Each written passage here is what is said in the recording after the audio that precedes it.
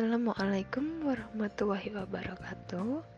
Teman-teman, perkenalkan kami dari kelompok 4 yang beranggotakan 1 Vivi Fardila dengan NPM 1901010033. Yang kedua ada Mbak Firnanda dengan NPM 1801010052. Yang ketiga ada Mas Adityo dengan NPM 2101010117. Oke, yang selanjutnya saya akan menjelaskan tentang international business. Bisnis internasional adalah proses memfokuskan pada sumber daya dunia dengan tujuan organisasi pada peluang dan ancaman bisnis global untuk memproduksi, membeli, menjual, serta melakukan pertukaran barang atau jasa di seluruh dunia. Bisnis internasional terjadi dalam berbagai format. Yang pertama yaitu perpindahan barang dari suatu negara ke negara lain melalui ekspor, impor, dan perdagangan. Yang kedua ada perjanjian kontrak yang memungkinkan perusahaan asing untuk menggunakan produk layanan dan proses dari negara lain atau lisensi. Yang ketiga ada pembentukan dan operasi penjualan, manufaktur, penelitian dan pengembangan, serta fasilitas distribusi di pasar luar negeri.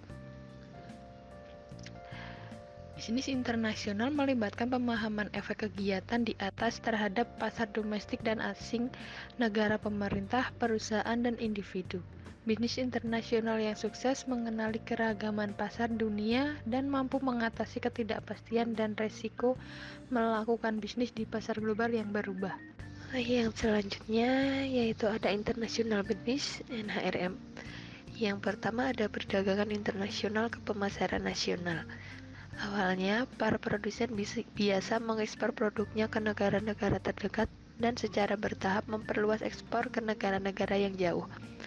Secara bertahap juga perusahaan memperluas operasi di luar perdagangan. Yang kedua, ada pemasaran internasional ke bisnis internasional.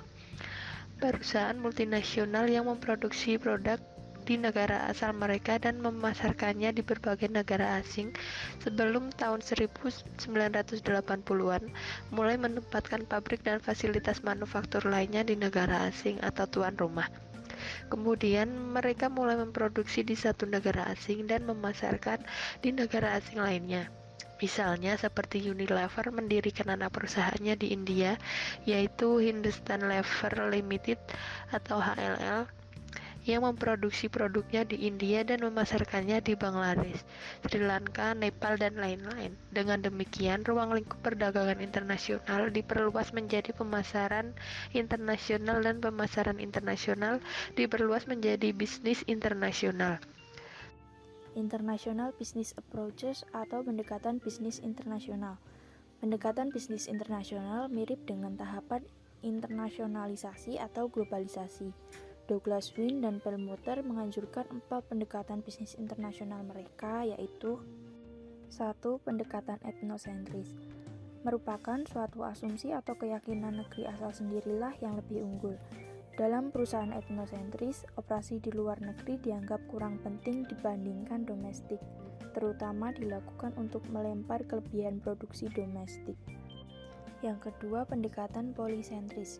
Polisentris merupakan kebalikan dari etnosentris, yaitu keyakinan yang didasari bahwa setiap negara unik dan berbeda-beda. Cara untuk meraih sukses di setiap negara adalah harus dapat menyesuaikan diri dengan perbedaan unik dari setiap negara. Yang ketiga, pendekatan regiosentris. Perusahaan memandang wilayah regional dan seluruh dunia sebagai suatu pasar dan mencoba mengembangkan strategi pemasaran terpadu secara regional atau dunia. Namun, ia memasarkan produk yang kurang lebih sama yang dirancang dengan pendekatan polisentris di negara-negara lain di kawasan ini, tetapi dengan strategi pasar yang berbeda. Yang keempat, pendekatan geosentris. Di bawah pendekatan ini, seluruh dunia seperti satu negara bagi perusahaan. Mereka memilih karyawan dari seluruh dunia dan beroperasi dengan sejumlah anak perusahaan. Pendekatan mode masuk ke pasar luar negeri. 1. Ekspor langsung. 2. Ekspor tidak langsung. 3. Pengaturan lisensi dengan perusahaan asing. 4. Pengaturan waralaba dengan perusahaan asing. 5. Manufaktur kontak. 6. Kontak manajemen. 7. Proyek turnkey, 8. Investasi langsung, 9. Usaha bersama, dan 10. Merger dan akuisisi.